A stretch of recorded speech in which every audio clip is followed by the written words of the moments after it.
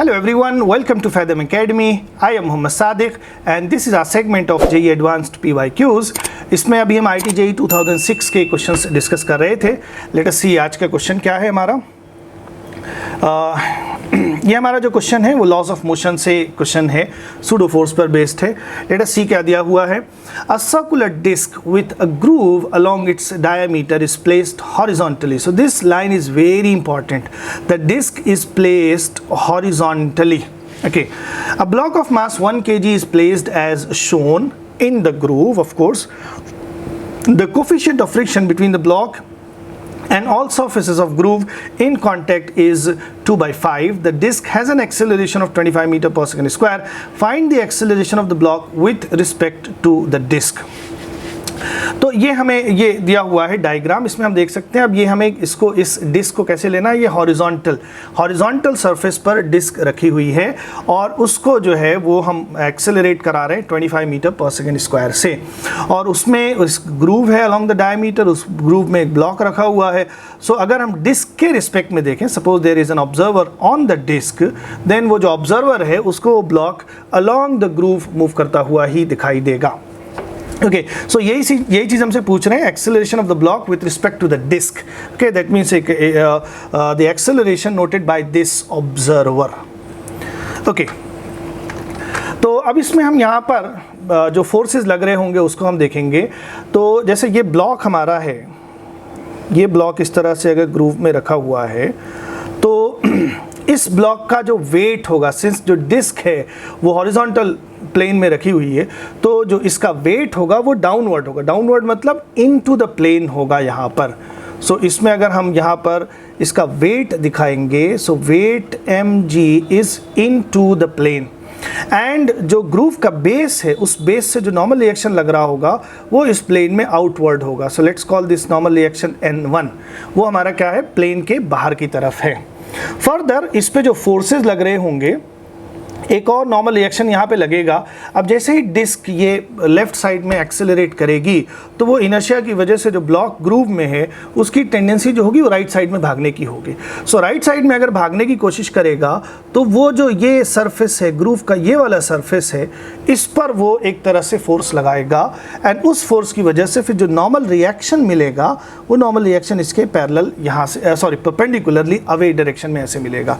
तो इस सरफेस पर ये ब्लॉक ग्रूव पे फोर्स लगा रहा है एंड देन ये जो सरफेस है ये ब्लॉक पर इस डायरेक्शन में नॉर्मल रिएक्शन लगाएगा.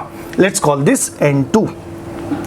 ओके, सो ये हो गए फोर्सेस उस पर. फर्दर इसके ऊपर फ्रिक्शन भी लगेगा ग्रूव के अलोंग अगर वो मूव करेगा. सो फ्रिक्शनल फोर्सेस भी होंगे, उसको भी हम दिखा लेते हैं. सो एक तो जो स्लिपिंग होगी वो ग्रूव का जो बेस है उसके ऊपर स्लिपिंग हो रही है, तो जो बेस है उसकी वजह से ये लगेगा फ्रिक्शन. अब बेस से नॉर्मल रिएक्शन कितना मिलना, N1. So let's call this friction F1.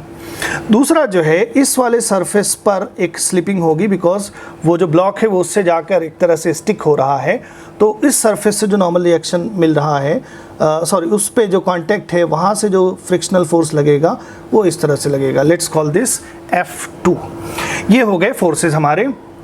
Further अब जो अगर हम इसको डिस्क के रिस्पेक्ट में कैलकुलेट कर रहे हैं तो यहाँ पर एक सूडो फोर्स भी लगेगा. सूडो फोर्स जो होगा वो डिस्क का जो एक्सेलरेशन है उसके ऑपोजिट डायरेक्शन में लगेगा, ma, इस तरह से.